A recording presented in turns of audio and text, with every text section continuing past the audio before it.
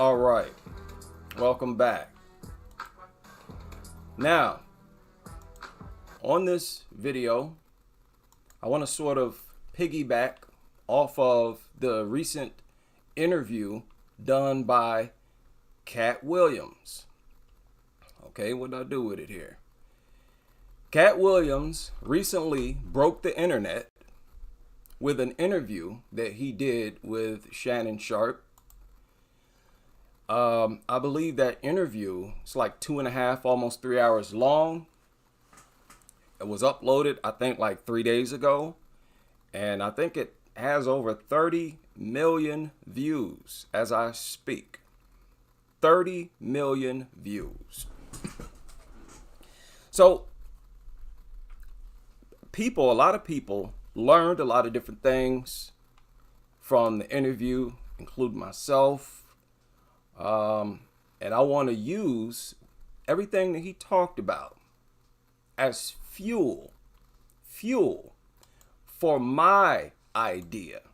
Now, let me tell you something. This channel of mine here is my little hobby. This is where I lay down all of my beliefs. Okay, these are just my personal belief. This is what I believe should happen, how I believe the world, the country should be, so on and so forth. And I'm old-fashioned, so y'all gonna have to bear with me. Now, if you ask me, Black Americans need to be totally separated from everybody else. From white Americans, Asian Americans, Mexican Americans, and all other immigrants. Black Americans should have their own territory, govern and police themselves, just like other countries. And the fact that we're not is causing a lot of trouble. And to be honest, it's really causing hell on earth for Black Americans. Now, I want to give y'all a little taste of what I'm talking about. Y'all see this? This was uploaded 2 days ago. You see that? Look at the title. Toledo area teacher fired for grabbing and threatening a student. Grabbing and threatening a student. Check this out. Whoa. Sorry about that. Let me fix the volume real quick. All right, let's go. Is fired after cell phone video went viral of her allegedly grabbing and threatening a student. The parent of that student involved in this speaking out tonight with 13 Action News reporter Alexis Means, who's standing by with the details, new at 6. Alexis. Lee, the mother of this little boy says that this teacher should never be able to teach again. Everyone's saying put her in jail. I just want her to know that what she did was not okay. Western Toledo Preparatory Academy, located on Hill Avenue, fired a teacher after she allegedly grabbed a third-grade student and... Grabbed a third grader. Okay? A teacher grabbed and threatened a third grader. Threatened him. School leaders learned about the incident on Facebook. The child's mother says the principal called her last night. He had told me that a student in my child's classroom had video recorded an incident with the teacher, that he didn't get to see the video yet, but that they were taking action if I could come up first thing this morning. So I couldn't find the video last night. When I went up there this morning, they showed me the video. I got the link to the video. They had already fired the teacher. The principal believes the incident happened Wednesday. In the video, the teacher appears to grab the student while the third grader is sitting at his desk. She appears to be upset because the student rolled his eyes at her. A third grade black boy, child, rolled his eyes at a teacher who was abusing him, terrorizing him on a regular basis. And it got so bad that other students in the classroom started to record it. The boy's mother says in the video you can hear the teacher threaten her son. What were your thoughts when you saw the video? It's heartbreaking.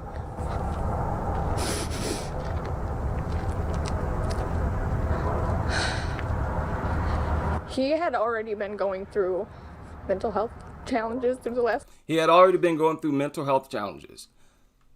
Okay, this recently happened in Toledo, Ohio. Let me fill y'all in on something. This third grader that was grabbed is my nephew. This lady you're listening to is my niece. This was uploaded 2 days ago. Well, you got this demonic teacher in here putting her filthy hands on my family. Going through mental health challenges through the last couple of years, and she was threatening him.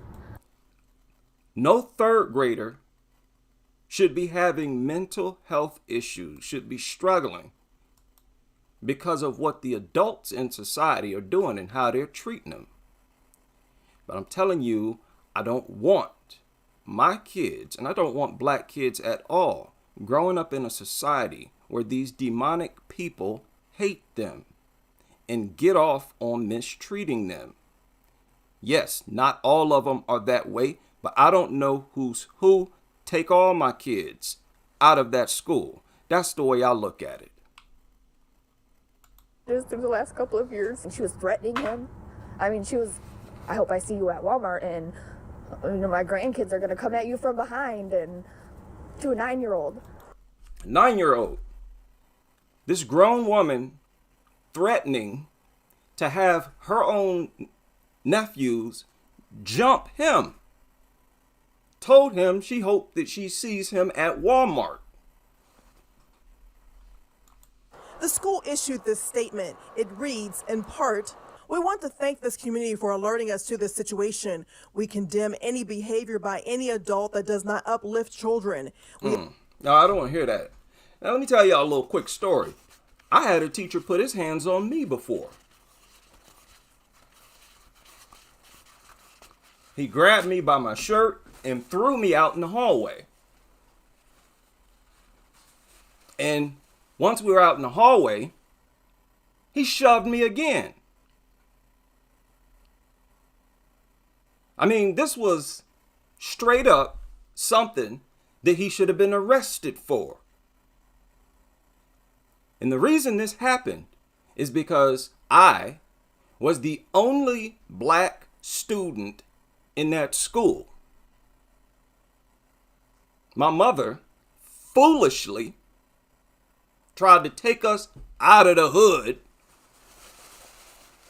and head off to some all-white school where I simply dealt with a different type of hell. The grass ain't greener on the other side. Just because you get up out the hood don't mean you in heaven just because you surrounded by white folk.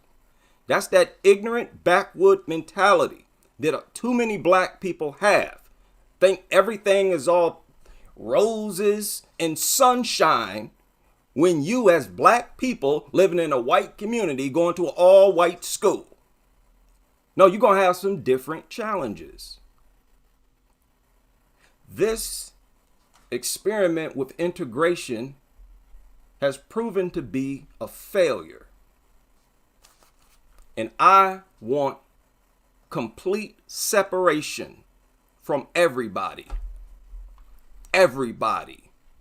We should have never stopped beating this drum.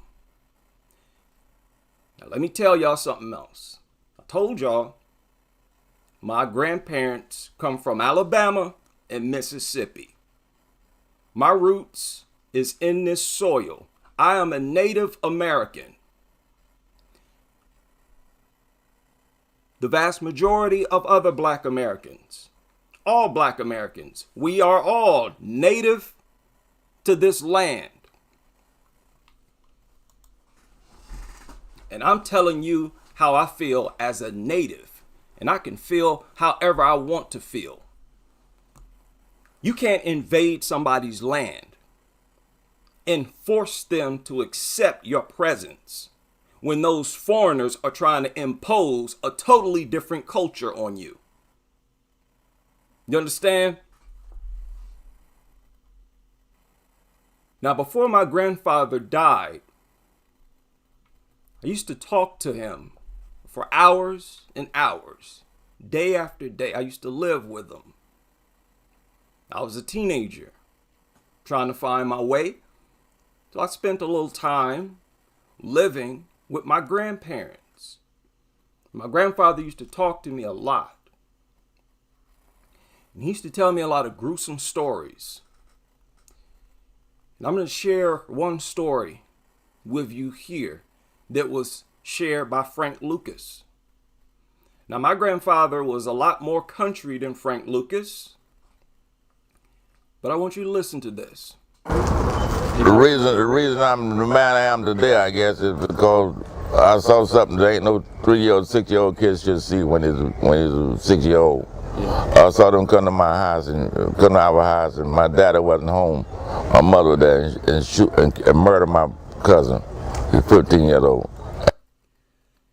So some racist Klan members, according to Frank Lucas, he said it was Klan members, came there and killed his 15-year-old cousin.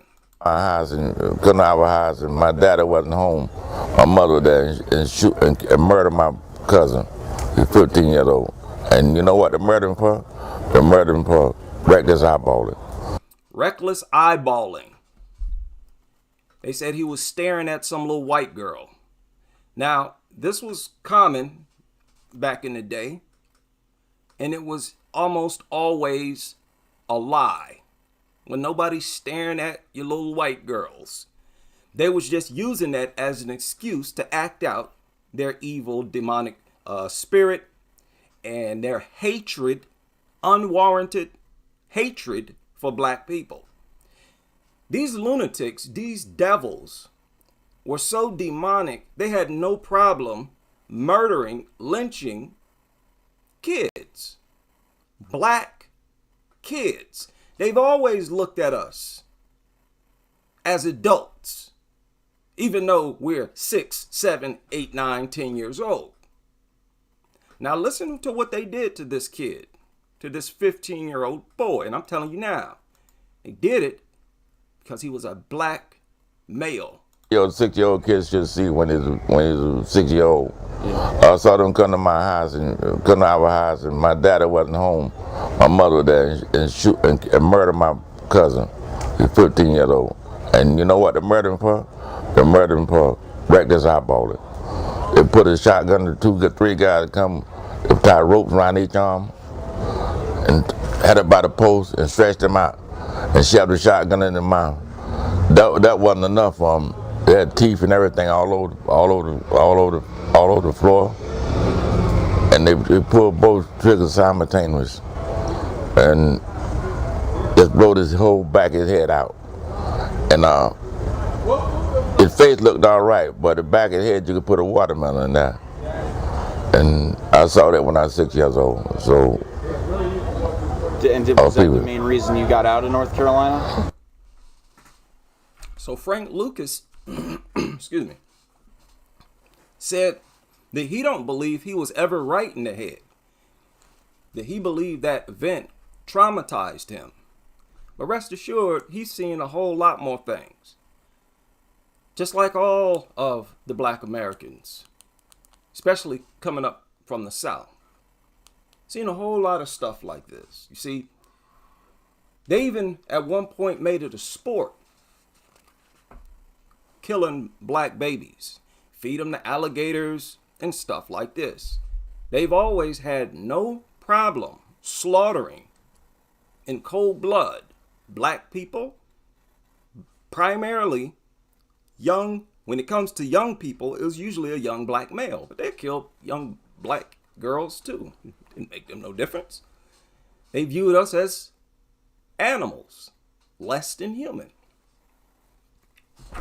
Now, this was such the norm among white America that mentality that went into the required mentality, the mentality you need to have to look at another group of people like that and to carry out acts of violence like that, acts of evil like that on another, that requires a whole mental configuration.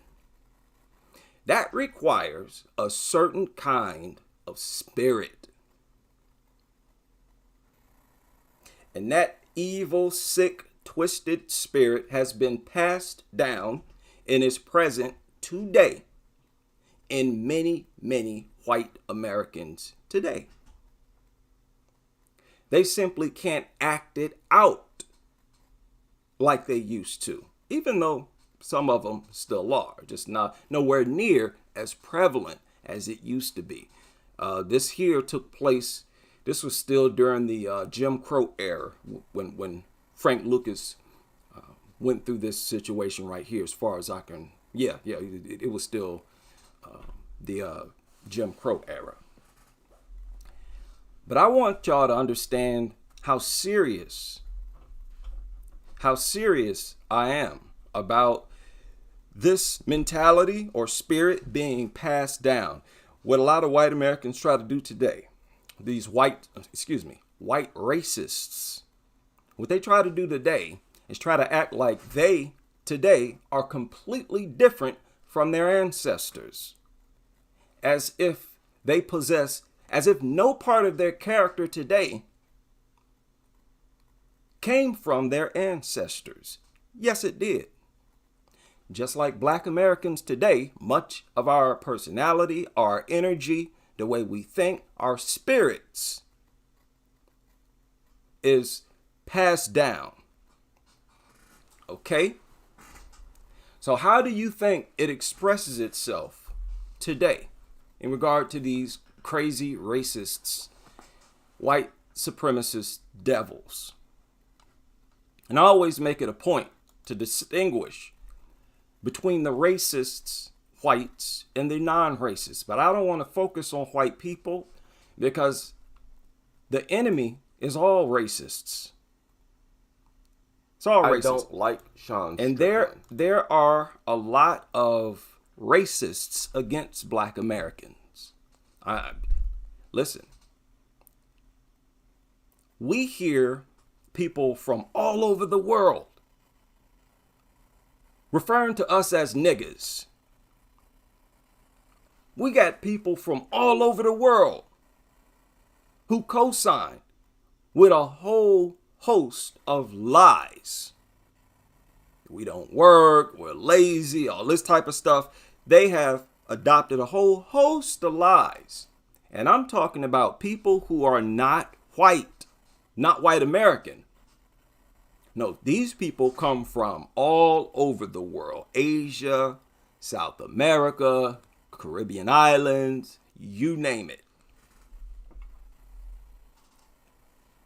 These people, these racists, have tarnished our image as Black Americans. And it seems to be impossible to shake. See, they started during slavery with the dehumanizing of Black Americans and continued it after slavery, and it continues to this day. I made this video a few days ago on one of my other channels. I got a channel where I talk about women's mixed martial arts. And on this video, I was talking about how I hate racists. Here in America, the racists who have caused the most damage to Black Americans has been white American racists. I hate these people with a burning passion. Why? Why do I hate them? Because they hate me. They hate me and they hate my kind. They hate my existence. So yeah, I hate people like that. My name ain't Martin Luther King. See, this is another reason why I would prefer a complete separation. We need a Black America so we can control our image. I ain't Martin Luther King. I'm not trying to hug people who are racist. I got no desire at all, none, to be friends with racist, sick, demonic white supremacists. And on this video, I was talking about how Sean Strickland has admitted that he used to be a neo-Nazi. And I talked about how I believe he still is, because he still doesn't respect people. I believe if a person like him, who was turned into a Nazi at a young age, if he were to turn against all of that and say, you know what, this is wrong. It's wrong to be a Nazi. It's wrong to be racist. I believe if Sean Strickland truly did make that transition in his mind and character, it would have seeped into his respect for people who are not black. He would show more respect to everybody. Because in order for you to, be a racist and then turn against being a racist, you have to have sort of a traumatic event. Something has to happen to you that shocks you out of that mentality.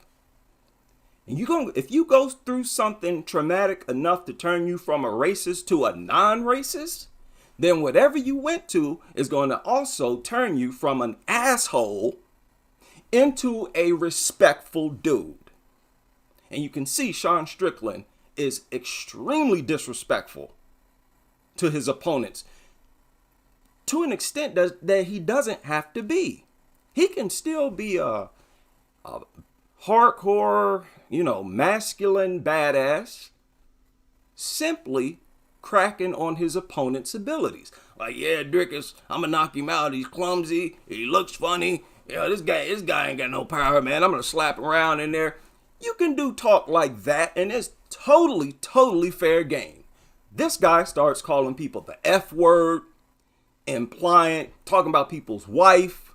He tries to degrade and humiliate people. That's not the character of a person who's turned against their racist ideologies. You can believe whatever you want to believe.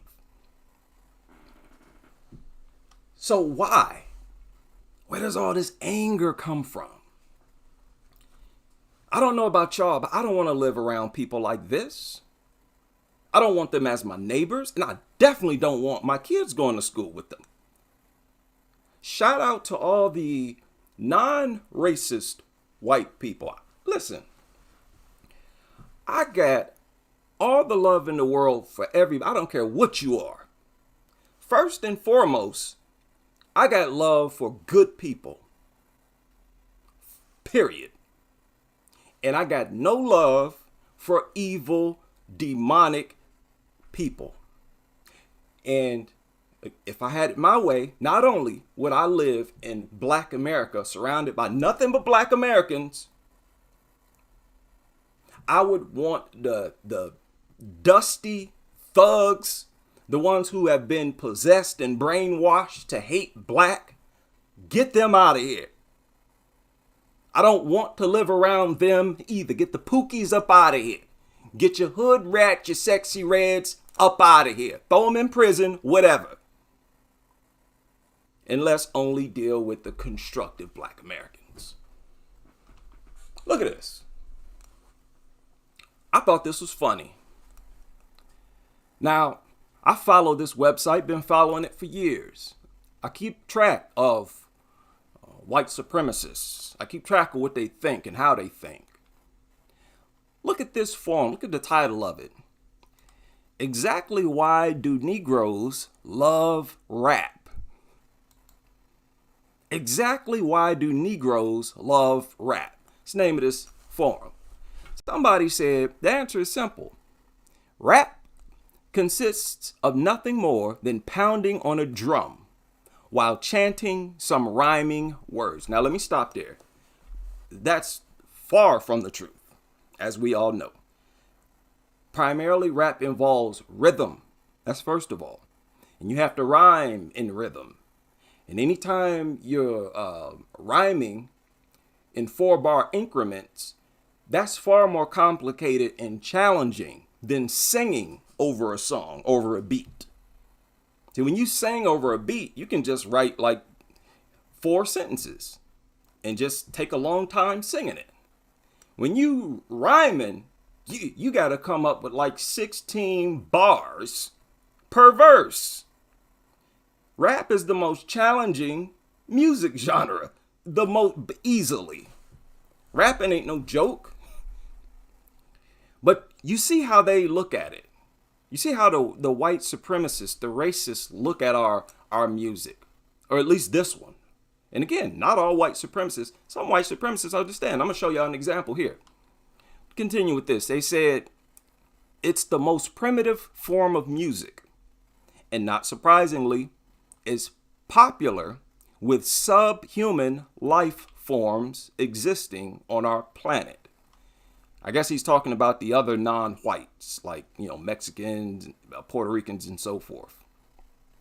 He said crude is how I would describe it as compared to Beethoven, Bach, or Mozart. Rap sucks and blows simultaneously. I avoid like the plague. Let me just say, I avoid all modern rap, me personally. I figured out the agenda, and I don't want no parts in it. And from the very beginning, I was repelled by gangster rap. And understand, their objection to rap, they're objecting to something that their own people created. Yeah, let's get that clear. Black Americans did not create gangster rap. Oh no, we didn't. Gangster rap was created by the FBI, the CIA. And along with it, they infused rap with Satanism. Aleister Crowley, Baphomet. See, all of that weird, evil stuff came from outside of Black America, imposed on Black America. We all heard about the meeting where the investors in prisons also have stake and stock in the music industry. And they say, hey, we need to fill these prisons, get these rappers to talk about crime so that their listeners can go out and commit those crimes, and we can lock them up and throw them in prison. Not only that, let's get those rappers to talk about being in prison as a badge of honor. That way, they won't have no hang up with going to prison, because I get stripes. And when I get out, I'll be respected as the man. All that ignorant gangster nonsense, that didn't come from Black America. That started with a few knuckleheads, a few degenerates, Eazy-E, and the rest of the NWA. They was all part of pushing an agenda. Y'all not gonna put this degenerative rap on Black America. When Black America were the ones who controlled the narrative, rap was party music. It was positive, constructive music. It didn't become degenerate and backwards until outsiders stuck their hand in it and started to dictate the direction of hip hop. Again, another reason why we need to separate. You see, if we were in control of ourselves, we wouldn't have no higher ups, no elite class of white Freemasons come in and tell us that we gotta rap about degenerative nonsense if we want to get promoted and blow up. You look at all the degenerative nonsense that come from rap, that did not come from Black America. It was used to condition Black America. It's no different. Let's go through some of this. I'm going to come back to this. Look at this. Somebody else said, now they're talking about rap music. Again, the subject of this post is, why do Negroes love rap? Look at this. He said, well, it basically doesn't involve any thinking to make rap noise or listen to it. So blacks tend to avoid any activity that involves actual thinking due to their own primitive, underdeveloped cerebral cortex. Now, here's another point that I want to make. I don't want people who think like this to hire me. I don't want people who think like this to be my supervisor, my gap leader, or my coworker. I don't want nothing. I don't want them to be my neighbor. You see what I mean? I don't want to live around these types of people. We don't know who's who, so just give me a Black America. You stay over there, we stay over here. And on top of that, we keep rap. We control rap. That's what I want more than anything. People got so many complaints about Black Americans. Why don't you also campaign for us to be separated and have our own territory? But we're taking everything we created. You're not allowed to rap. We're going to keep everything we created. Funk, R&B. And look, if y'all want to rap in y'all society, go ahead. Because it's not going to stay legit. It's not going to have that authentic sound to it. That's only going to be with our music. And we're not going to be having no Trippie Reds or no Uzi Verts or none of that weird, satanic Aleister Crowley. None of that nonsense would have made it into rap had Black Americans been completely in control of rap from the very beginning. It took foreigners to come in and tarnish, poison our music in order to poison and brainwash generations of Black Americans, millions upon millions upon millions, to influence them in a degenerate way to turn them into degenerates. Because the point here is there's a section of white America that wants to always be the primary beneficiaries of the existence of Black Americans. There's a portion of white America that wants to always be the people who primarily benefit from the wealth that Black Americans generate. What is that? It's slavery. Don't think that it's not slavery just because you ain't in chains and you got a couple dollars in your pocket. And look at NBA. Look at the NFL. The players are not the primary people who benefit from the wealth generated there. It's not those Black athletes that are slaves. When you start looking at the owners and the people higher up, you don't see no more Black faces. That's what I don't like. And only men with no spine, only spineless men comfortable with an existence like that. And this is what really bothers me. Is too many Black males comfortable not existing like a man, and who actually want to continue to exist on this earth like a slave. No group of people should be at the mercy of any other group of people. Anytime you have two different groups living in the same society, if one group has more resources or some type of advantage over the other group, they're going to use it. So it's best to keep these groups separate. And that's better for both groups. Separating Black America from these other groups will only help everybody. Y'all do nothing but complain about us all the time, nonstop.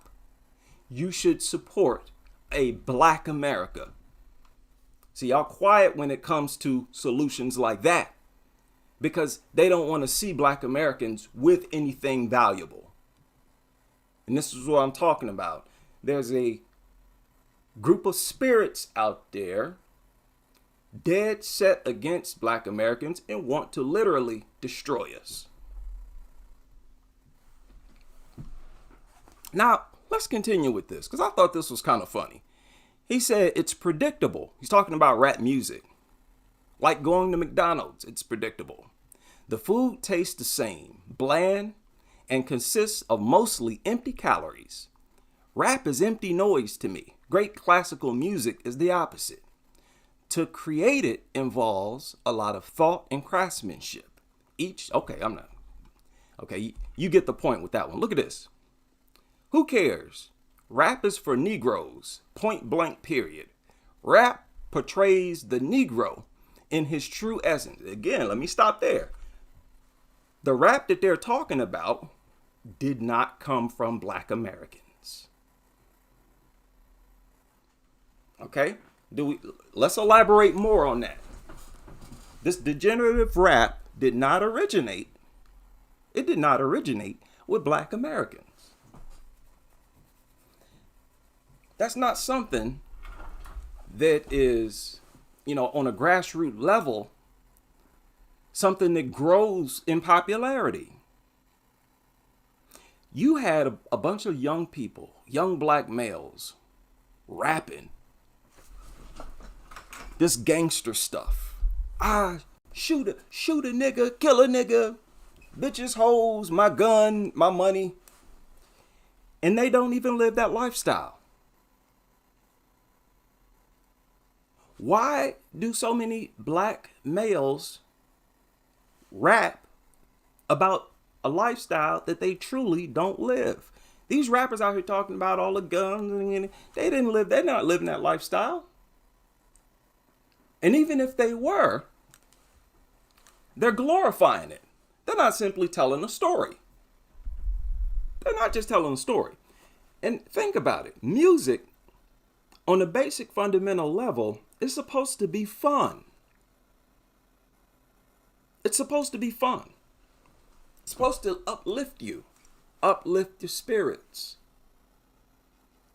It's not supposed to glorify death and murdering other people. I always thought that was insane. Why is these music artists allowed to glorify this idea of murdering other people? Why? Because it's black artists, black male artists, and they're talking about killing other black males. So it's okay. That is open, it's overt, it's in our face. When you talk about the elite, like the Freemasons and these organizations, in order for you to get big, to blow up, you got to join these groups. But there's a problem. When the country singer takes an oath, they don't have to rap about killing white people. They don't have to rap about blowing some white person's brains out and then shooting up the funeral, shooting their family members. How come they don't have to rap about that insane demonic degeneracy? But black males do. We have to rap about that in order to get a record deal. Why is it that it's primarily black males that got to put on a dress if we want to be an actor? We got to take on these degrading roles. Why do we have to be buck broken to level up? Why? Because other people are in control. The reason why you got people like P. Diddy bending other men over is because he was bent over. He had to engage in that behavior, and it was imposed on him from foreigners. I'm a native to this land. I'm a true American. As a native, I'm perfectly justified to talk about cultures being imposed on us at the expense of our culture. It has never been a part of Black American culture for our men to wear dresses. It's never been a part of our culture to glorify murdering other black people. Our culture is rooted in gospel. spirituals. And that's why our early music was all about happiness, overcoming trials and tribulations. It wasn't the glorification of blowing other black people's brains out. And they have to take an oath to only rap about killing other black men. Do you know how insane that is? And if they don't rap about this stuff, they don't get a record deal. It has been imposed on black America, primarily black men, so much that there's been endless number of black males who have rapped themselves, written rhymes and rapped, talking about shooting and killing, and they ain't even never fired a gun in their life. But this is what we're supposed to talk about. This is what our culture is. I'm a black American. What do black American men talk about? Killing other black men. So let me, shoot that nigga, pop that nigga. And they don't think nothing of it. See, that would not happen if we were in control of ourselves. A lot of y'all have a lot of opinions about people like Elijah Muhammad.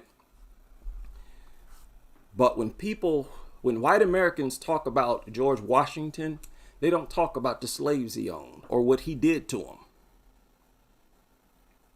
Let's not be the only people who refuse to take what historical people offered to us simply because they themselves were not perfect, especially when these imperfections that you see in them has nothing to do with the message or whatever they're offering to the people.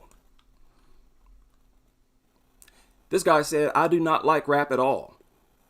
If I'm out for the evening and stumble upon a place with a bunch of kids listening to rap, I leave. Now, let me just say, I do too.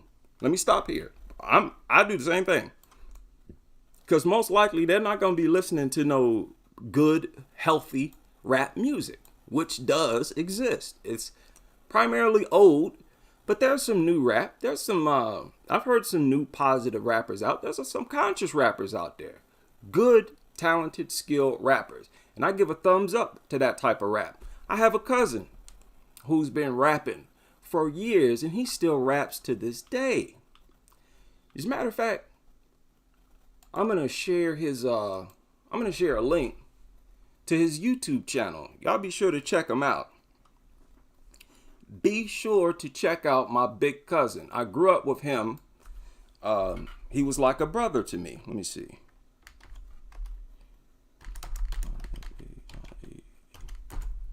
He's always like a big brother to me.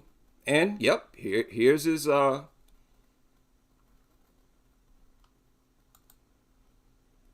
channel. Oh, I thought he had more subscribers than that. Oh yeah, he does. All right, he has about almost 500 subscribers. Let me share it now. Okay, Isaiah Verse on YouTube. He's older than me. Wait a minute. Subject of race relations and made it plain. We laughed and pondered to change the game. With no dress worn as a claim to fame. Now, listen. My cousin don't use profanity. My cousin is as positive as it gets. But he don't get that shine. Because of how positive he is, and all of his music is uplifting. Because of that, he can't blow. They won't give him a deal. They won't promote his music, just like many other positive black males. This country has specialized in projecting black males exclusively in negative ways and only promoting the most negative and degenerate black males out there. And they will never promote a black man who promotes healthy black families. A black husband, wife, kids, protecting their kids from the ills. They will never project black people. You rarely even see black couples, period. And I'm sick of stuff like that. I'm sick of other people having control of our image. And that's all this culture is about. The Lil Nas X culture, Lil Nas X agenda. When people look at us, they see either somebody in a dress or a thug, a killer, a gangbanger. But they will dare not promote positive Black Americans. They have been doing this forever.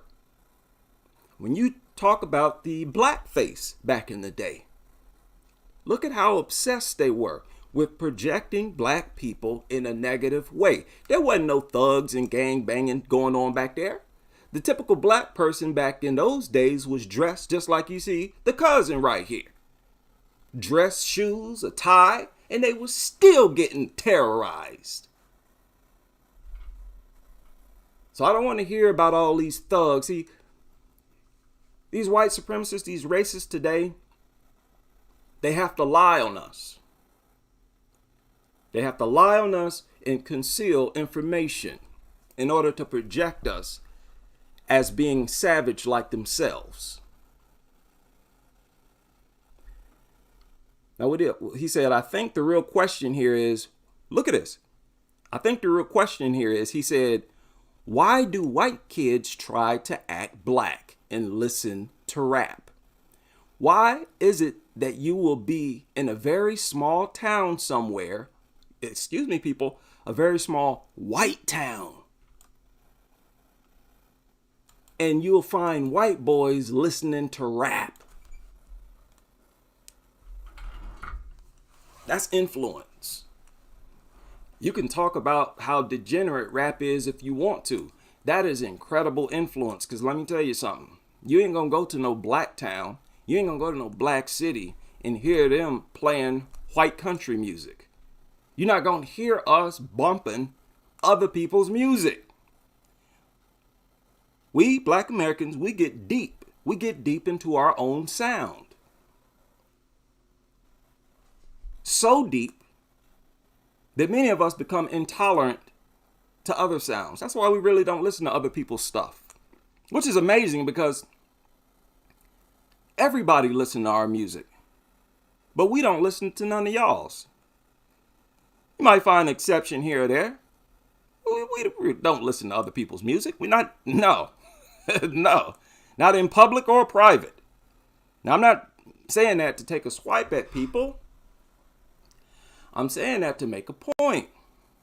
There's a reason why the rulers wanted us to stay integrated. It's because they wanted to always be the ones to make money off us. They always wanted us to be their servants. They say, nope, we brought them here. This is their narrative.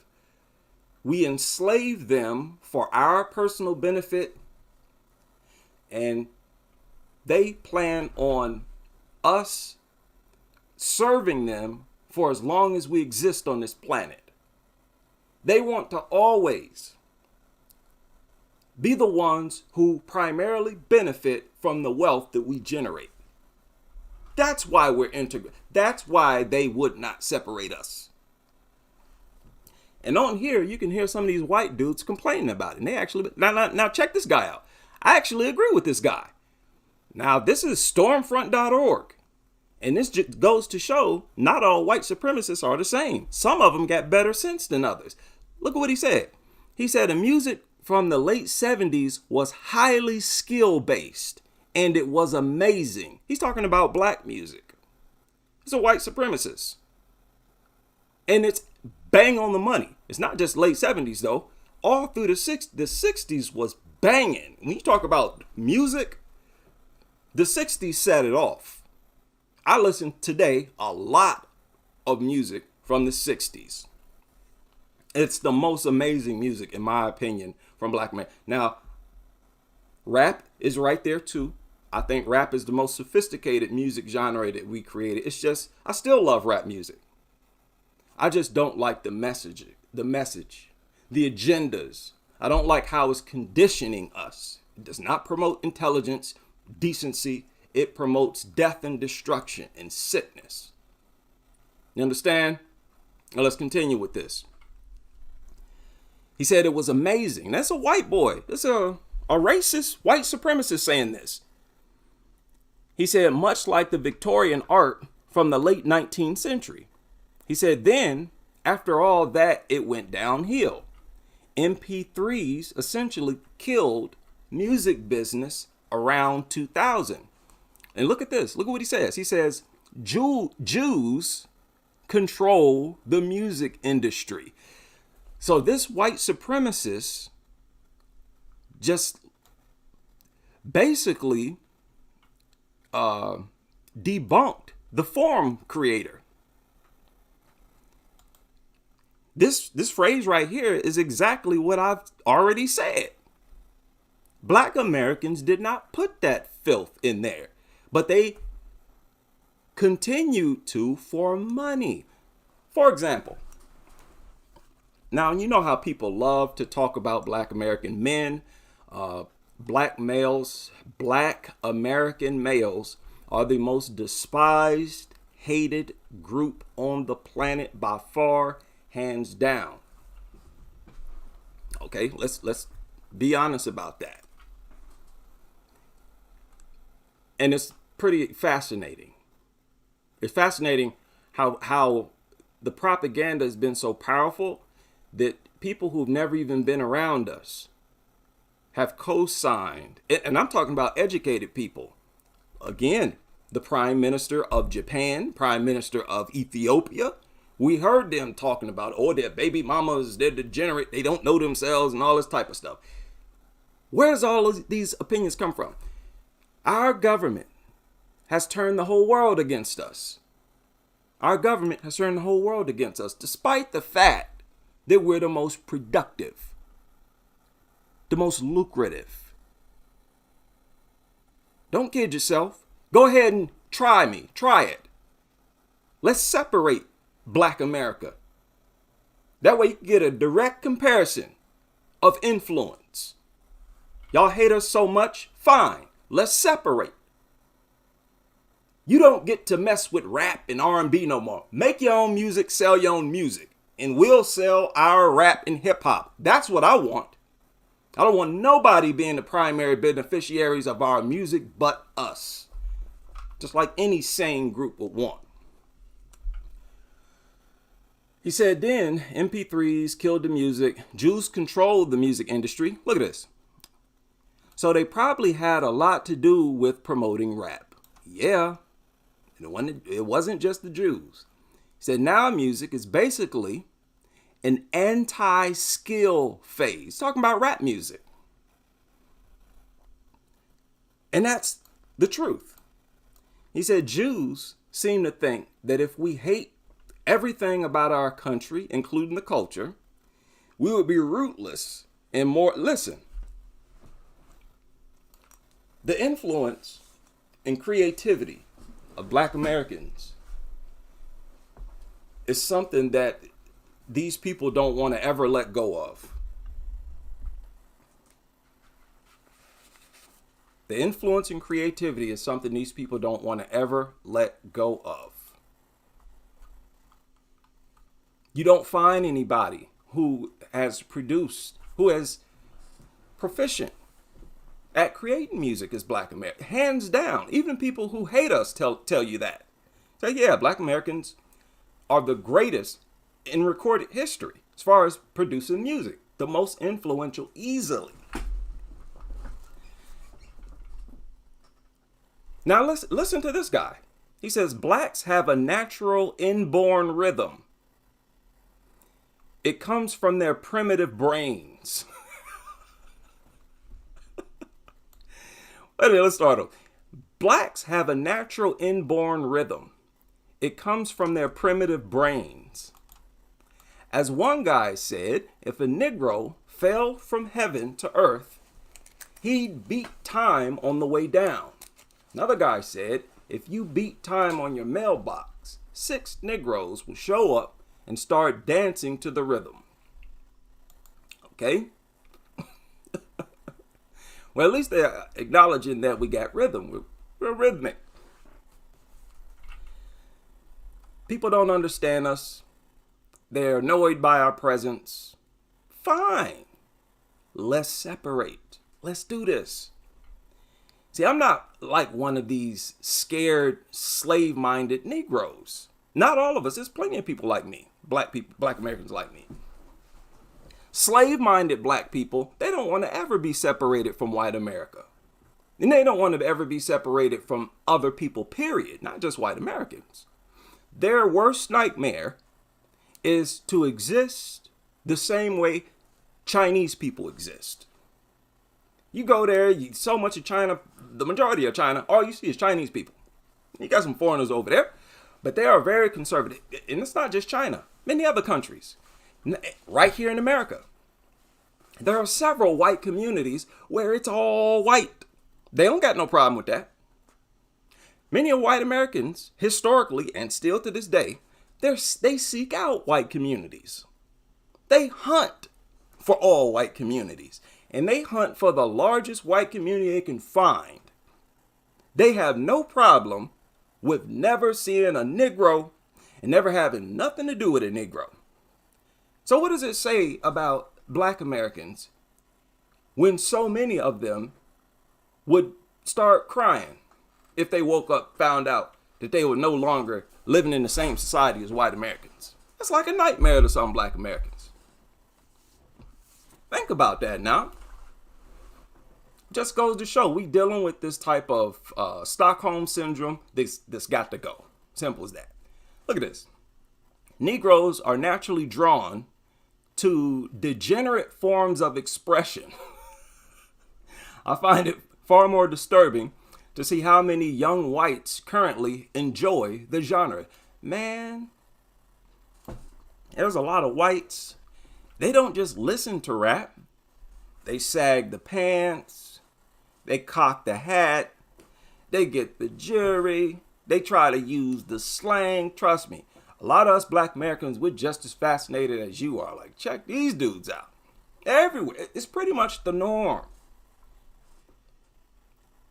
That's a lot of influence. That's major, major, major influence. Again, how normal is it for Black Americans to emulate other people's cultures to a T like that? That's very rare. Almost unheard of.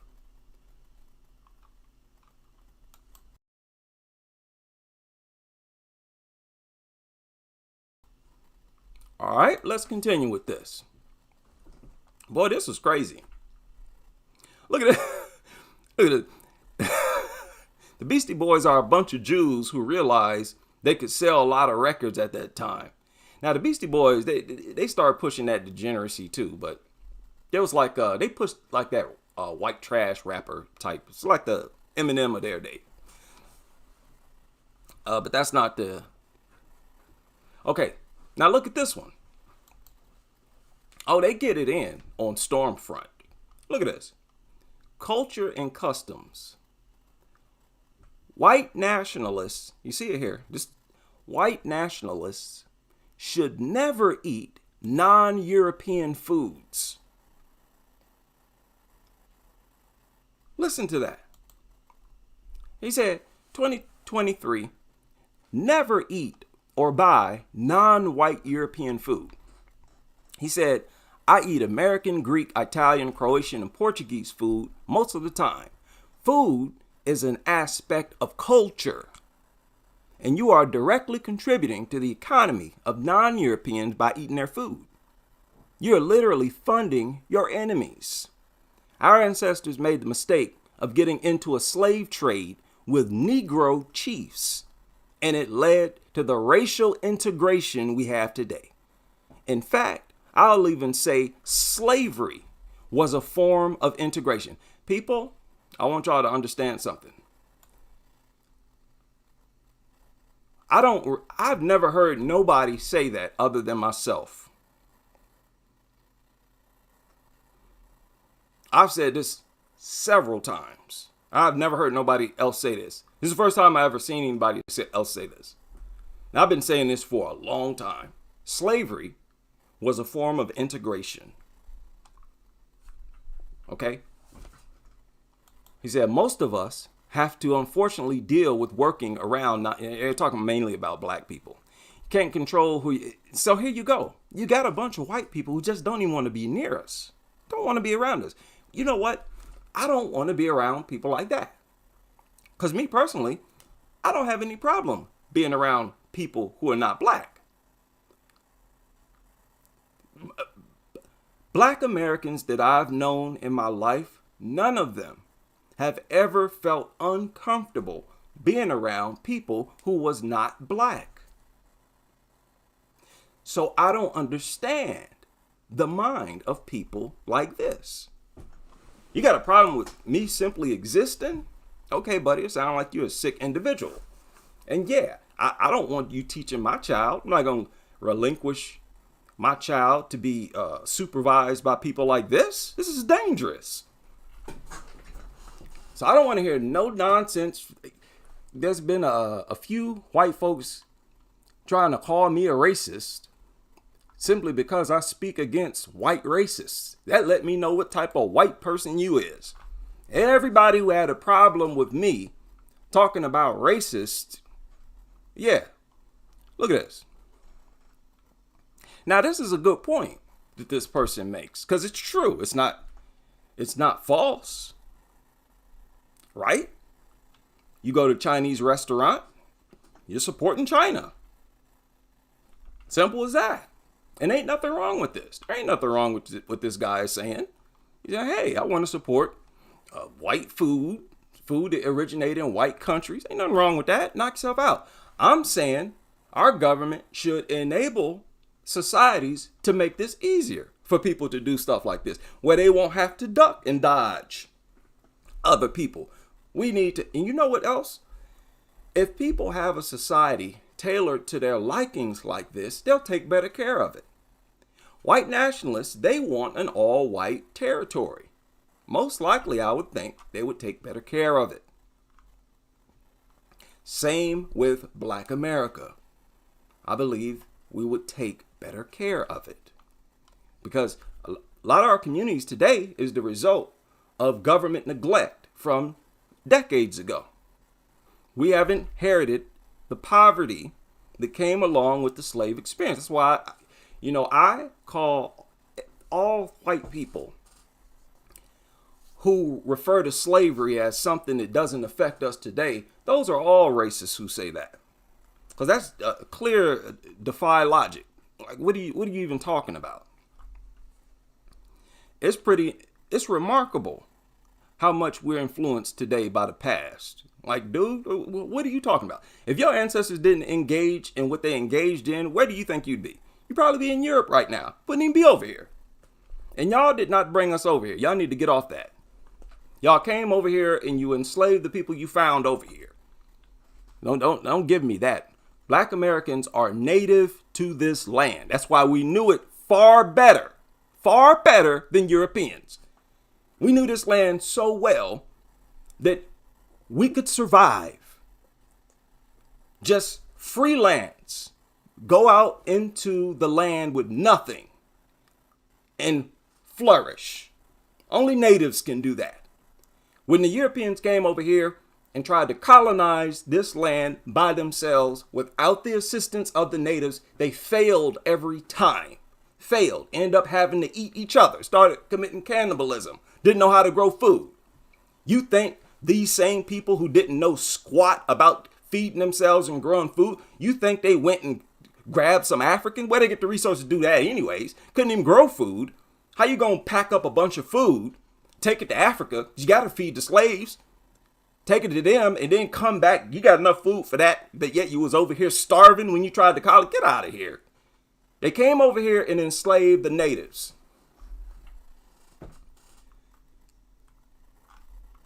So I thought this was interesting. This dude talking about, hey, we shouldn't even eat other people's food.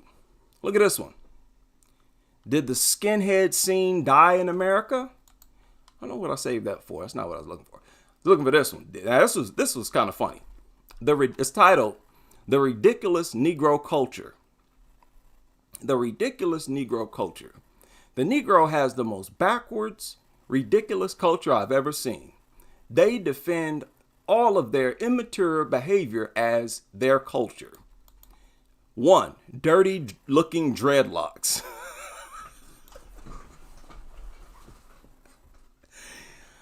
Oh God, he said dirty looking dreadlocks is a part of Black American culture. Number 2, not speaking coherently, incomplete sentences, and using improper English. Number 3, having babies with every Negro hoe that he meets at a nightclub or on a ghetto rooftop.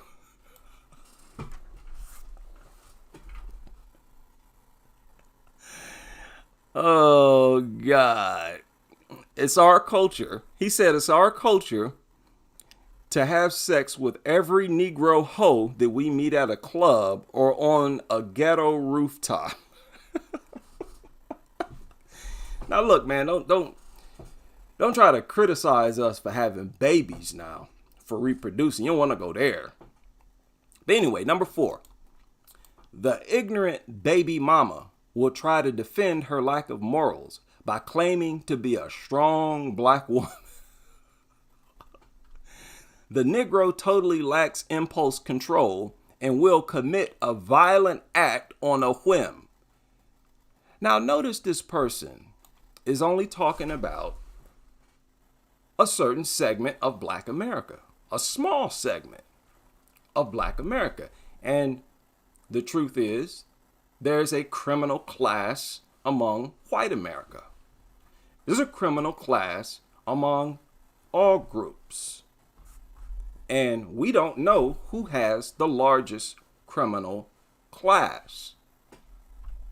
So this is all propaganda. This is all a bunch of nonsense, a bunch of rhetoric that they've whipped up just to justify their natural sick hatred for Black people. You understand? These people hate Black people for no reason at all. Where do you think racism came from anyway? It comes from dehumanizing people and attacking them for no reason at all. It's very strange, very strange. Like I said, I made a video about it. Slavery was very weird. Look at it, number 6. The Negro also needs to be the center of attention. Both male and female Negroes have the "hey, look at me" sickness. Just like a monkey at a zoo, the Negro loves to showboat. Just look at the Negro NFL player that scores a touchdown and suddenly feels the need to do cartwheels and dance. The female Negro is even worse.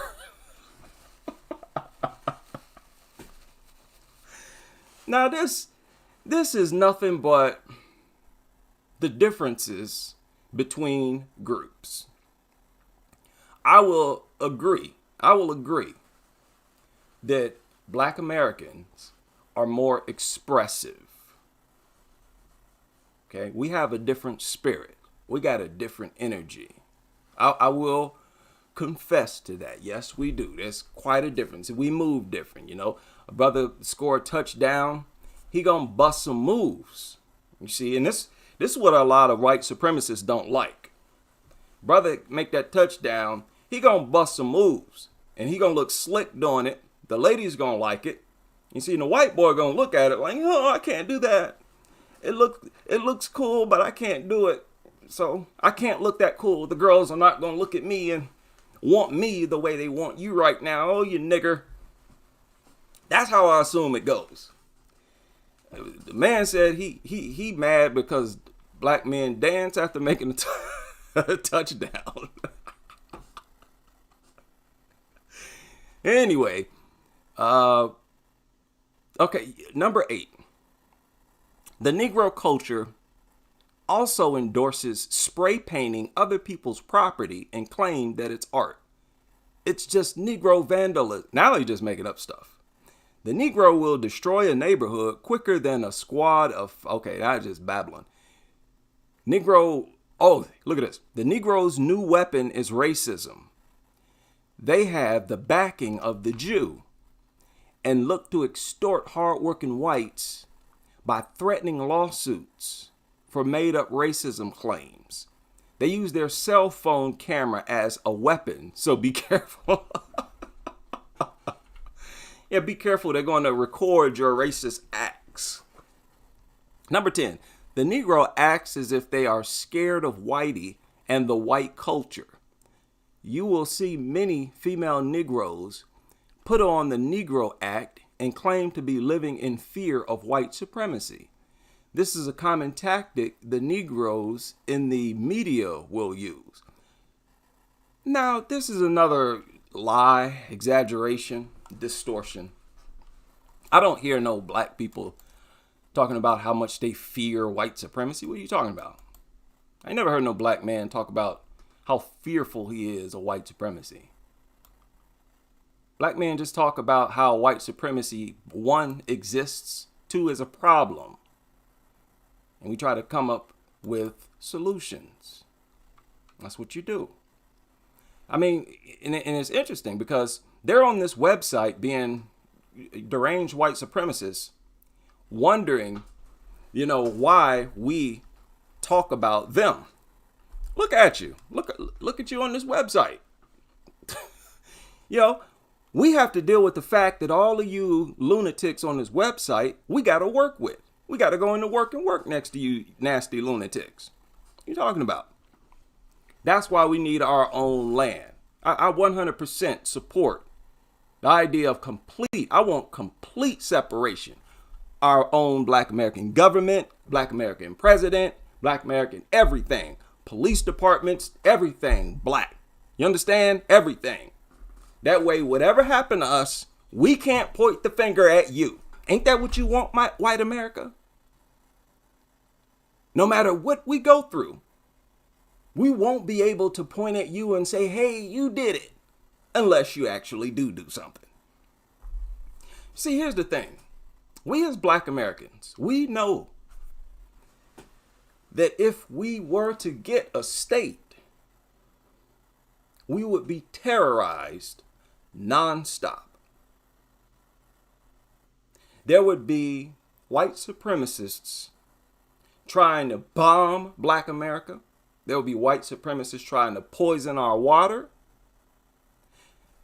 just like they did to dozens of black towns all over the United States. Poison their water, flood them out, destroy the land, the soil.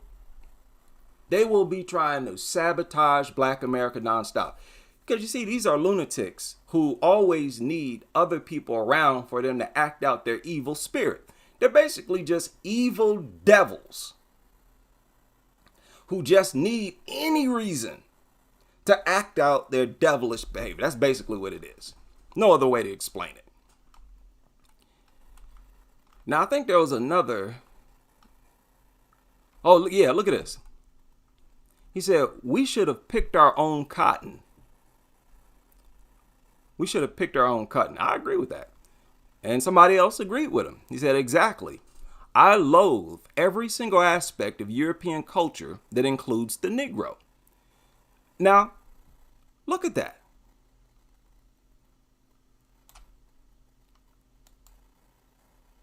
See, a lot of black people don't think that there are white people out here who think like this. Because like I said, slavery was integration. It is kind of weird. It's very weird. Slavery was a form of integration itself. Now look, here's another person. I don't know, is this the same person?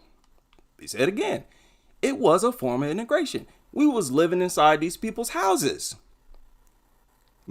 Black women was running their fingers through white women's hair, styling their hair, getting them dressed, breastfeed. It was beyond integration. An integrated society don't necessitate black people living inside your home or being inside your home at all. Does it sound like a people who really hated Black Americans? Or does it sound like a people who simply wanted to benefit from all the gifts Black Americans have, all the strengths that we have? That is what we have been used for ever since we've been in this country. And that's what makes me most uncomfortable. Other people in a position to use us, where they're the primary beneficiaries of our labor, of our talents and skills. And this goes right back to Cat Williams. Everything Cat Williams was talking about was problems that we wouldn't have to deal with at all. There wouldn't be no Puffy if we wasn't in this country. Puffy was made into the weirdo that he is by Clive Davis. Money and poverty. Poverty, you impoverish your people, you will be able to find several of those people willing to sell their souls for money. That's very easy. Again, I'm touching on this thing where they talking about rap, putting it on black people. Oh, look at the Negro music. We wouldn't have produced no P. Diddy. We wouldn't have done that again, because our culture is rooted in the church. It's rooted in community. You saw how this person said that we are loud when we see each other, like we're real happy to see each other. Yeah, Black Americans made a point to put a lot of energy into camaraderie. So, we might go to Extra Link when we greet each other. We, as a part of our culture, to emphasize happiness. And that's a natural instinct. It's a natural reaction to oppression. If you're going to survive oppression, you have to counter it with extra happiness, extra laughter. That's why when it was time for us to have fun, we had a whole lot of fun. Understand, during slavery, Black Americans were still fascinating in the eyes of white people. On Sundays, when Black slaves would be off work, they would party and dance and sing. Do you know white people would want to come and watch? They would come out to our quarters just to watch us having fun, singing and dancing, until eventually they started to paint themselves black. They've always had this weird fascination with us. It's not so much that they hate us. It's more of a thing where they look at us as destined to be slaves for our entire existence. It's all about them being the primary beneficiaries of our talents. That's what I hate the most. They see our talents. Again, our music changed the entire world. You go look at China right now. Y'all know Stamp Fairtex? All them pop groups. China, Asia, they're full of groups like that. Nothing but pop groups. Their version of New Edition. That's all Black American influence. And these are the biggest music genres over there in other people's countries. Black Americans have influenced other people's cultures, where places we never even been. How can Black Americans not be stingy when we are that wealthy, talent-wise? I don't get that. We should be the stingiest people on the earth. And it should hurt, it should pain us to see any other group take anything we created and generate income off it, especially at our expense. A big problem is that Black men are not respected. Black men are not respected as leaders. Too many of our women want to fight with us and be the leaders themselves. No. That's where we went wrong. That's where we keep going wrong. We was given a mentality for leadership. Embrace that. That's the role of the woman. To strengthen the power that the men already have. And it's a way of strengthening the men that men can't get from other men. There's a certain type of support from women that energizes and motivates men. And the energy can only come from the women.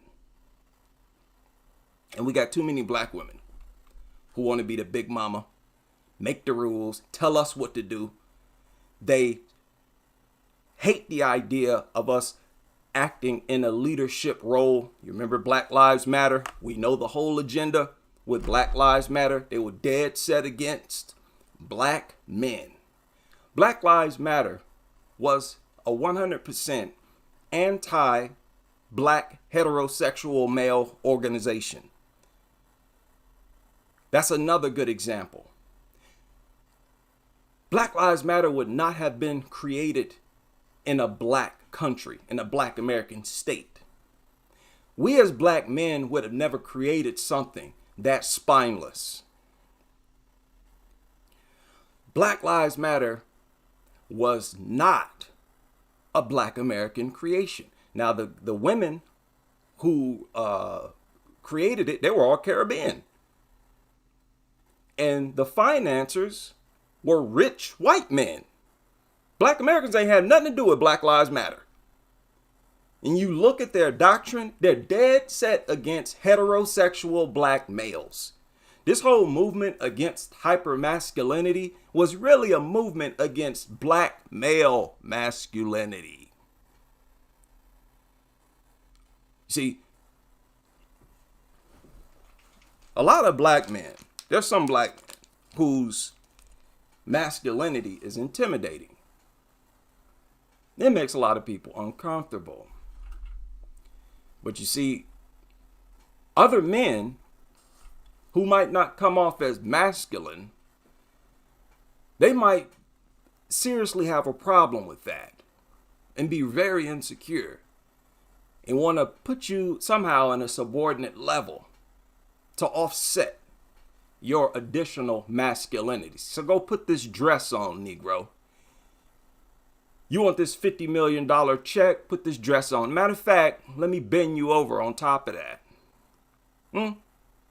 Why don't you rap about killing your mother?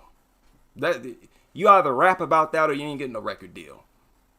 You dealing with people from poverty, dangling millions. Of course they're going to do. And look at how many black Americans have come out and said, and actually broken down, just like, who is it? Suki Hana gave that, or she produced that infamous historic video. And remember, she recorded that video before she blew up. Before she blew up, which is exactly how these rituals, how they work. You sell your soul, you get involved in these pacts, then 6 months, a year later, you benefit, you level up, right? Whoever, if somebody's going to be sacrificed or you're going to do something humiliating, that's how it works. All right, now in case you haven't seen or heard this, and this is just one out of several people who confirmed this, okay? This would not happen in Black America. It would have never. I want to tell you I apologize and I'm sorry for what I'm about to say, but as far as this music stuff, I won't be doing this music stuff anymore. I started this because this was my dream. And, you know, I wanted to make sure I could get me and my kids out the hood. It's always been my passion to rap. A while ago, I had signed a contract and I didn't know nothing about the business or this game out here. And just right now, I'm realizing that I signed my soul. I sold my soul to the devil. Now,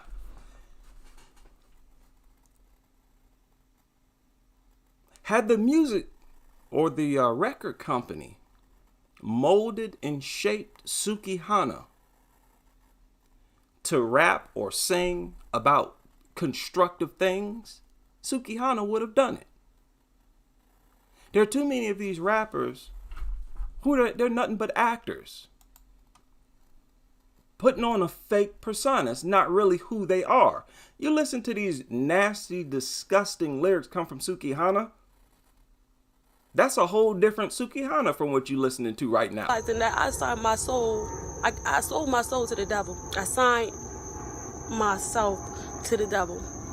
I don't even own myself no more. She's been crying. You can see the tears in her eyes. And then she breaks down crying in here.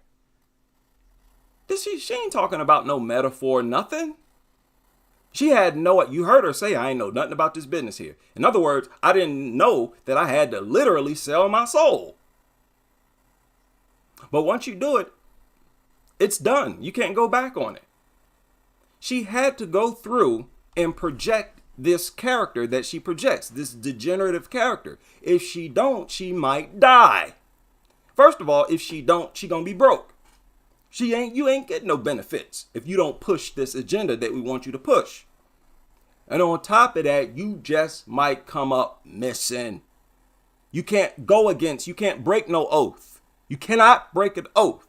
Once you sell your soul, it's wrapped.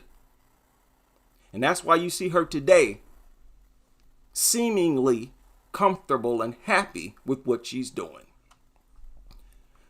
But her and that other degenerate Sexyy Red would not exist at all. Would not exist at all in Black America. We badly need to separate. Black women, check this out. Negress at My Work is the title of this. It says, our company hired a negress.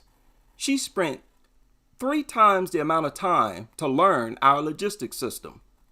Naturally, she has to talk all the time about her daughter out of wedlock. And of course, she doesn't talk about the girl's father, whoever he is, or her sister. Last week, she claimed she was pulled over by a police officer. She had the audacity to make that very tired, overused statement that he did it because of my skin color. It really bothers me that she always insists on wearing a mask. Listen to me. It bothers him that she wears a mask. Why would that bother you? She might get germs and gasp. Her lunch is always a chicken sandwich or something soul food. Ugh, she's not my kind of employee. What? This sounds like it could be a manager, a supervisor who left this. Notice how they said, our company hired a negress.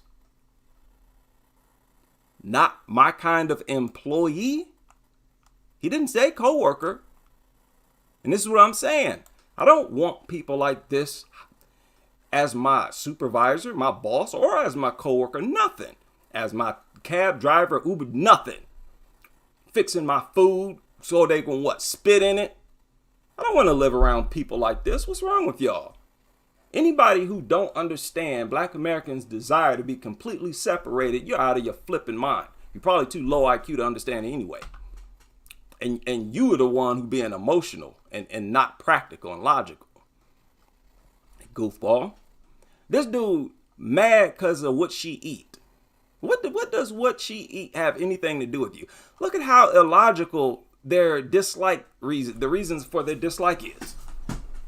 And it don't surprise me, looking at the history of the lynchings and attacks for absolutely no reason. We're dealing with a very sick, mentally sick population who passed their sickness down to the current generation. We as Black Americans, we don't sit around talking about how bad slavery was. When we talk about slavery, it's from a business standpoint. We're owed a check. Very long history of economic deprivation, extremely inhumane. Cut that check. I don't want to hear none. You can say and think whatever you want. And all we're saying is, if you don't want to cut the check, if you don't want to give us what we're owed, reparations, we simply won't vote for you. Okay? And they act like we're committing a crime just because we use that as one of the stipulations for our vote. Beat it. I'm sick of people talking about us. I'm sick of people paying attention to us. Pay attention to your own flipping people. Mind your business. Every time I go on Twitter, Black Americans is trending. African Americans is trending. FBA is trending. Mind y'all's flipping business. We don't sit around talking about y'all like that, talking about what y'all want from politicians. Oh, why are the Asian people pressing for these rights? We don't know what y'all pressing and don't care. Why don't y'all get out of our business? Very weird obsession people have with us. Leave us alone. That's what I want more than anything. Leave us the hell alone. I would much rather exist in an all-black America where I don't deal with these type of psychotic devils who got some gripe and problem with me because of what I am. And all I am is a descendant of people who were mistreated in a very inhumane way. Again, how is that a reason to dislike us? And projecting this idea that all blacks are degenerate and criminals, ridiculous. In Black America, there's a small percentage of criminals, just like in white America. There's a small percentage of criminals, Asian, Mexican, so on and so forth. Among all groups, there's a small percentage of criminals, but they make criminals the face of Black America, while the face of their groups is their most productive. That's why I don't go back and forth with these people. I understand their little racist tactics. Now look at this. He said slavery was a form of integration itself. Those slave owners were race mixing oil drillers. If they were alive today, they'd be defending their right to screw she-boon women, talking about black women, and excuse it as a fetish. Now, this is another good point. So many black women who get their panties wet just because a white boy look at them. I know so many black women who look at white dudes like gods. Several of them, you know, they got an image of white Jesus in their mind anyways. And they will give a pass for any and all negative, degenerate traits of those white boys. They'll give them a pass because the whiteness of that white boy is more valuable than any issue, any flaw he may have. Black males don't get that luxury. We don't get that luxury. But it's a very sick obsession and fascination where they have this Stockholm syndrome complex, Jesus, white God, oh, the white man is the angel and savior. More than anything, they view the white man as a person who possesses the genes to give them beautiful children. Now, this is an embarrassing aspect of Black America, but the fact is there have been over several generations of black women who looked at the idea of having biracial kids as a much better experience than having black kids. Extremely sad.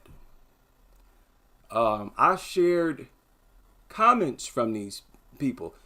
It's so bad that the only babies they abort are the black babies. Ain't no black woman out here aborting no biracial baby. Do you know once they find out they're knocked up by a white man, they're going to walk around with a bulletproof vest around their belly? You're not going to get them to, even if the white boy takes off. She don't care. She just wanted his jeans. I'm about to spit out me a pretty baby with soft, fine, straight hair and super light skin. That type of little sick self-hatred, that is destructive to a people. That's destructive to a people. And if we're going to survive, that sickness got to be weeded out. You see, there are too many black people who look at partnering with a black person as a step down. Partnering with a black person as accepting men who are less valuable, where they would actually prefer them a nice white boy or Italian. A lot of black women crazy about Italian men. It's very sad. It's very sad. Some of the stories that I've gone over on this channel is traumatizing. How a lot of these, black women treated their kids. And every story I've ever read, the kids that get abused and mistreated, sometimes killed, have been the black babies. I shared that one story several times where it's this craziest story I ever heard in my life, where that black woman who had 3 black sons one day got her a white boyfriend, and then she went on social media talking about how, oh, it's heaven now. I found my soulmate. And that white boy was, and her son, she had 3 sons, and they were like age 10, 8, and 6, something like that. And this white boy would ball up his fist and sock those kids in the face. Beat one of them to death. And that white boy and that black bedwench left the 2 kids that were alive and the dead son in the apartment, and they moved to a different apartment. Which shows you she didn't care about her son who was killed, and didn't care about her other 2, treated them like animals. Never wanted them in the first place. But do you think she would have aborted a biracial kid that she was about to get from that white boy? No. No. So this is psychological damage that permeates in the black population that, if we're going to survive, needs to be eradicated. The self-hate is overboard. Slavery was the worst thing to happen, this person said. Now we have to deal with millions of entitled Negroes who want a bunch of handouts from people that had nothing to do with slavery. The damage that the Negro inflicts on our society is unfathomable.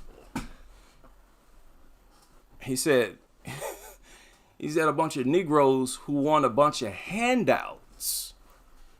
It's not a handout. Reparations is not a handout. Just like it's not a handout that the Indians are receiving, Japanese, other people receiving reparations. You don't call that a handout. It's reparations. They're getting what they're owed because of what your forefathers did in order to put you in a position where you're at right now. See how that worked? The damage that the Negro inflicts on our society is unfathomable. Sir, Black Americans have generated more income for this country than any other group. You don't even want to go there. You can talk about some little gangbangers with some little pop guns if you want to. Black America, and you want to try? You want to make a comparison? Black Americans have generated more wealth than any other group, period. So we should have picked our own cotton. This never should have brought them here. Most of our problems would become a complete non-issue. Jewish Zionists are like scrawny little weak nerds holding an Uzi, and their Uzi is the Negro. Remove the Negro, and the rest of our problems solve themselves. Asians aren't too bad. Listen to this. Asians aren't too bad. Latinos weren't too bad before they were graced with Negro mannerisms. So, as long as you're not acting like a Negro, Asians, they're acceptable. Latinos, they're acceptable. Why do you think they accept these people but want nothing to do with black people? Why do you think that is? It's because they're all of the same basic genetic family. They basically have very, very similar genetics. And this is what they say. You can read that all over this website that I'm on now, stormfront.org. They look at Asians as their very close cousins. Same with all of them. They acknowledge, they say, hey, we got same ancestry. Many of them believe what the National Geographic published, saying that all non-Africans have Neanderthal DNA. Neanderthal. So Time Magazine and National Geographic came out and said all people on the planet have Neanderthal DNA except for blacks. And you don't even have to look at that. Just look at us. Look at how different we look. Look at how different we act. It's only appropriate that we occupy different territories. That's more beneficial for everybody, for both groups and for the planet itself. That's why I say there should be a Black America, and then there should be an America. America and Black America. In Black America, that's where the Black Americans are. In America, that's where the white Americans are. That's where the Asian Americans are. Panamanian, Italian, Mexican, all of that. Go ahead and immigrant it up all you want in America. But leave Black Americans alone. That's what I want. Just look at this video as me fascinating out loud. Leave Black America alone. And it sounds fitting because you can tell they look at these other groups as family members, as distant relatives. Asians, Latinos, they feel sort of related to each other.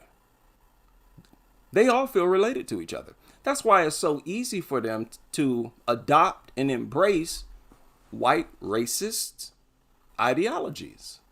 Figure, hey, we may as well. We're the same anyway. We're close enough to be the same. Let me go ahead and pick up these racist stereotypes that you've been spewing out here and let me spew it themselves to show you how aligned I am with white America. That way I'll be a model minority. Okay? We can go even deeper. I shared this information on a live stream that I subsequently deleted. And this is a recent article. I've been trying to tell people this. There's a black replacement theory. These immigrants that's coming over here are not meant to replace black or white people. They're coming over here to replace Black Americans. All immigrants from everywhere, from Africa, wherever they might come from. This government doesn't care if you're black. As long as you're not Black American, come on over. America has a problem with us. Us. And we need to go ahead and deal with it.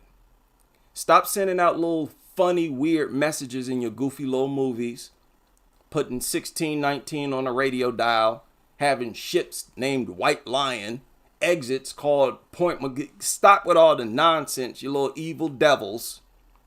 Carve us out some territory and leave us alone. Leave us. That's a very basic request. Give us our land and leave us alone. The most we should have to do with each other should be through trade. Yeah, we'll just handle all the trade ourselves. We'll import, export whatever we need. Goods and services, okay, we'll do business with you. But we're going to be the primary ones who benefit from rap, R&B, and everything else we produce. Look at this article. What does the headline say? It says, immigration drove white and Asian population growth last year. Huh? Immigration drove the white population growth? Then you scroll down and what do you see? Before you even scroll down, what do you see? You see a white person holding up an American flag.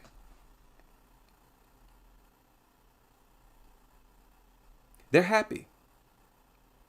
They're proud. Why? Because they're bolstering their numbers. For the first time in history, in 2020, the white American population declined. For the first time in history. When your population declines like that, you're going extinct.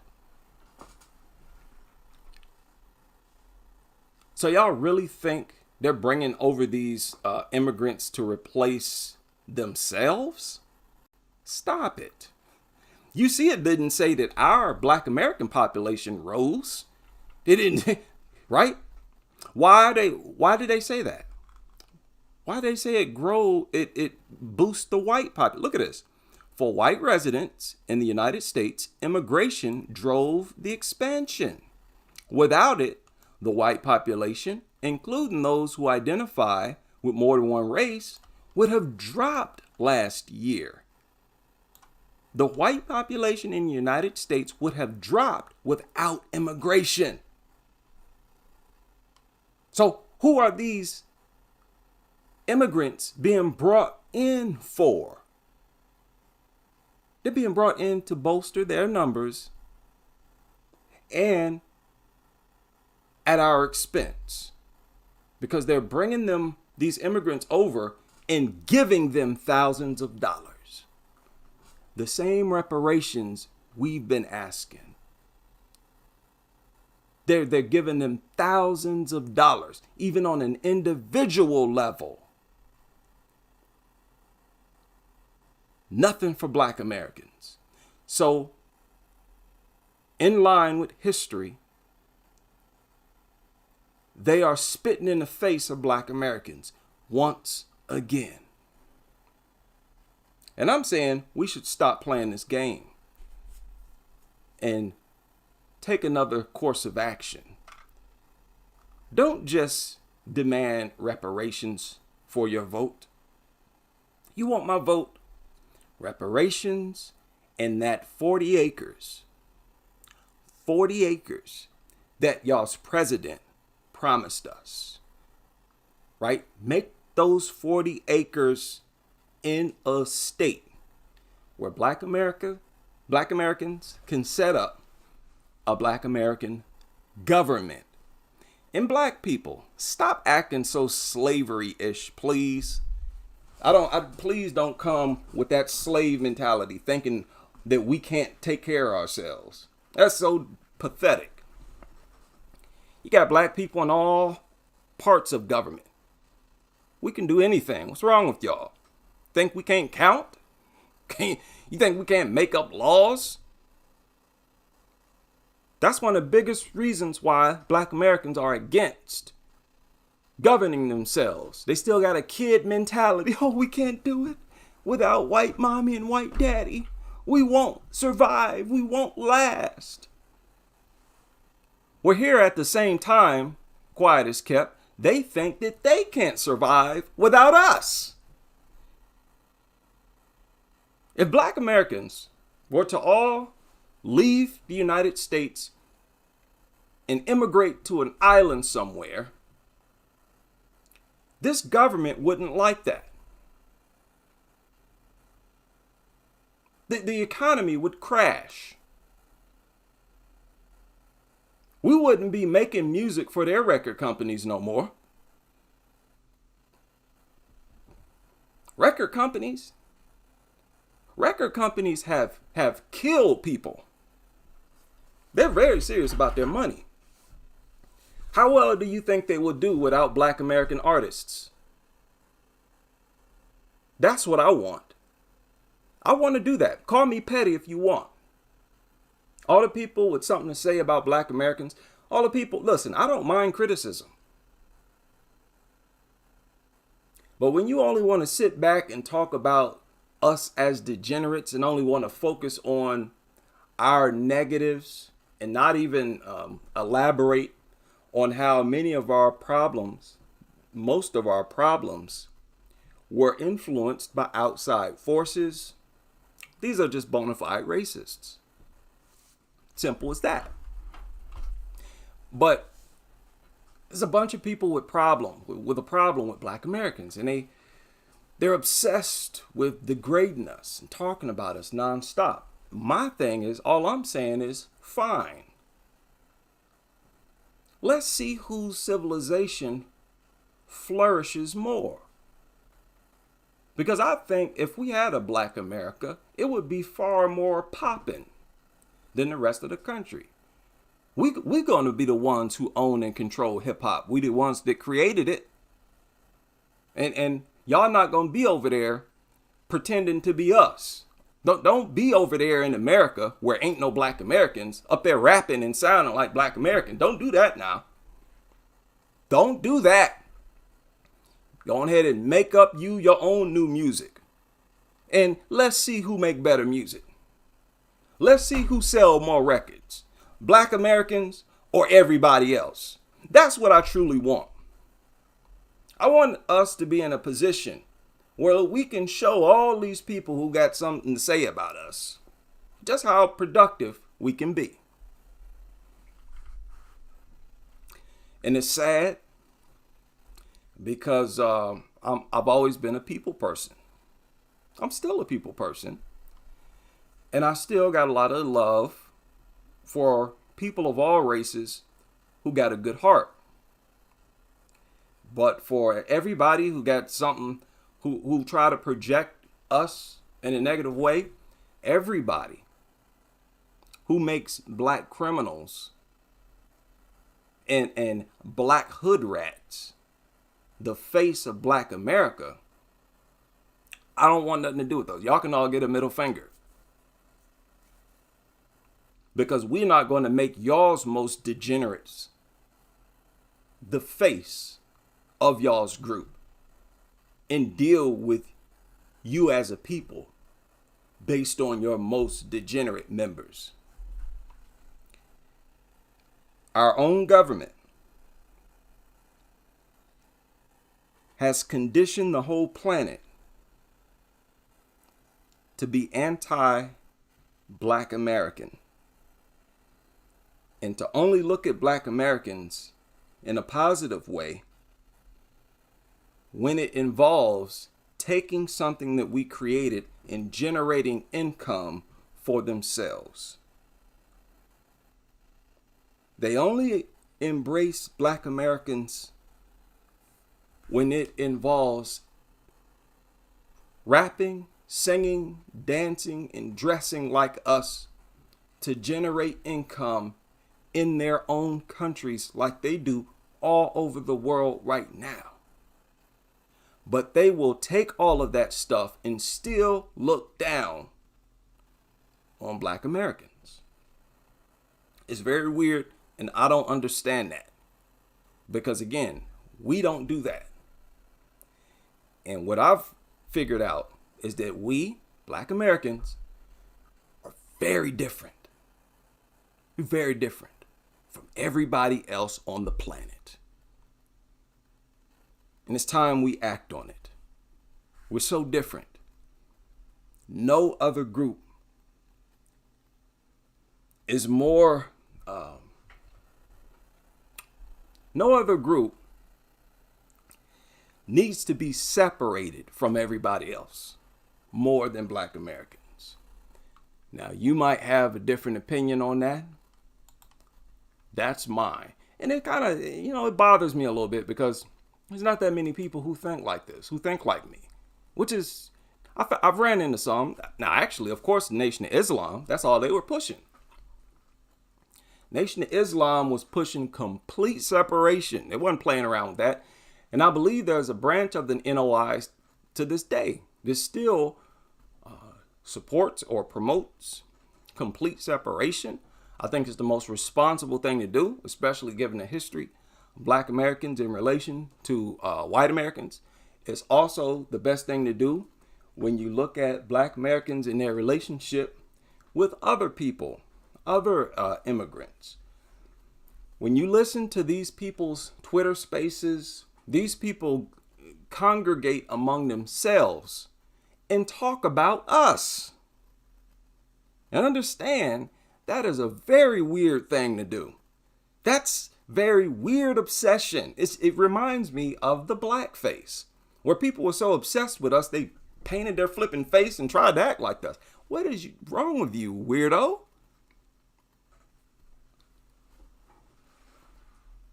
Man.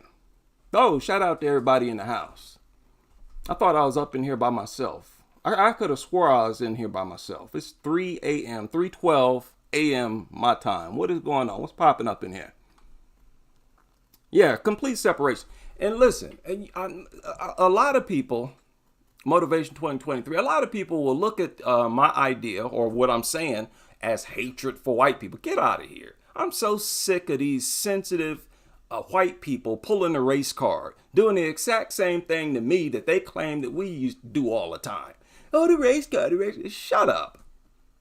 I'm saying this because this is the most responsible thing to do. My goal is peace.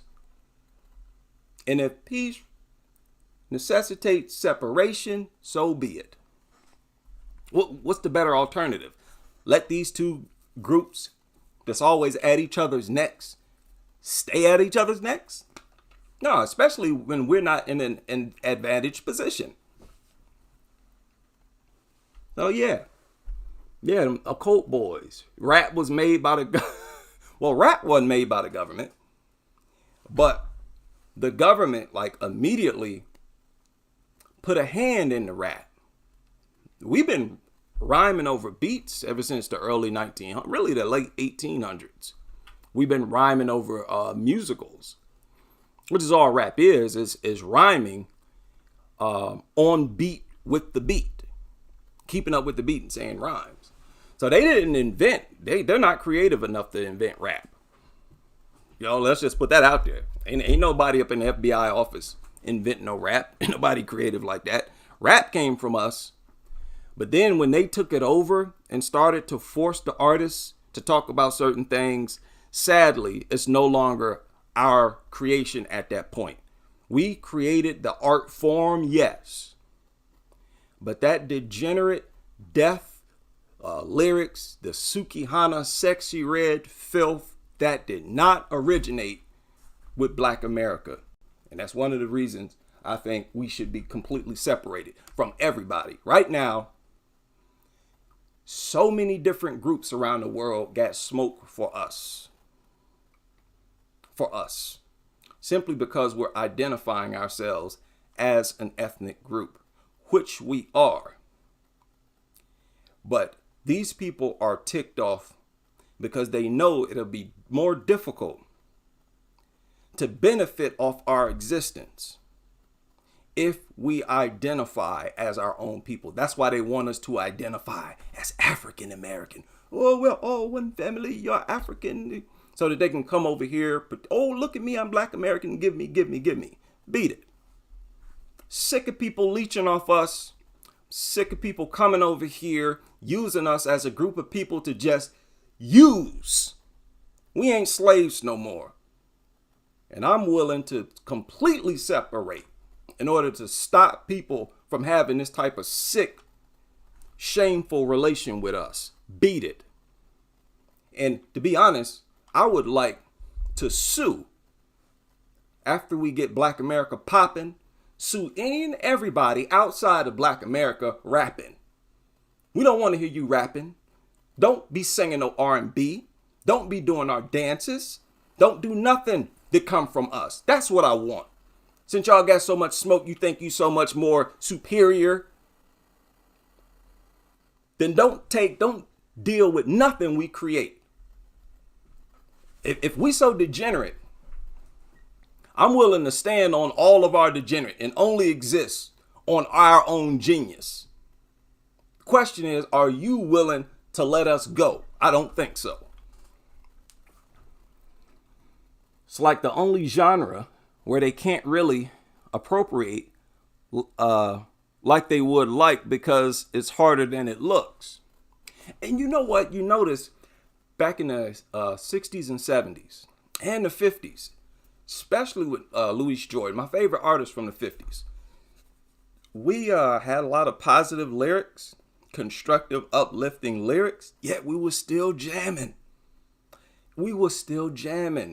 I'm telling you, man, I keep trying to tell people some of those old tracks is as hard as gangster rap. It got that same hard, tough energy. I keep telling people Love and Happiness from Al Green. That is some hardcore funk, man. That's some rugged. That bass line is mean. That's why rappers, Busta Rhymes, one of them, was rapping over that beat without changing it. You don't have to augment it with more proof that hip hop was created by Black Americans. That's another reason why I want to be completely separated. So we won't have to deal with the Fat Joes, with the Dr. Colognes out here trying to claim that they partnered up with us to create hip hop. And the fact is, before hip hop was created, Black Americans was still bopping our head. We were still grooving. We still had all the rhythm. While the Puerto Ricans were shimmying, didn't have no rhythm. Ain't no way y'all gonna come and help us create nothing. What you gonna do is look at us. And this is what they did, and this is what everybody else did. Y'all sat back and looked at us looking stupid, wondering how we was doing what we was doing. And then you start practicing it in your bedroom. Then you came out and said, hey, I can do it too. And us, being the cool people that we are, say, hey, yeah, come on, we'll embrace you. Come on, look at the Puerto Rican. And then a few decades later, oh, you know, we started it. We helped you 50-50. That should be a lesson to us on how to move forward in the future. And I felt this back when this was happening. Reject foreigners. Reject them. You want to break dance? Do it in your own bedroom. Don't come over here. You're not welcome over here. You know, we should have had this, but we're a new group. We had an ethnogenesis, so we don't really know how to function as a group yet. This is a hard lesson we need to learn. Going forward, when people other than Black Americans come in our circles, boot them out. You know what you need, homie? Nah, beat it. Go on ahead. This is for Black Americans. Go on about your business. That need to be the attitude going forward. Big shout out to everybody. Let's get some sleep, and I will chop it up with y'all on the next live stream.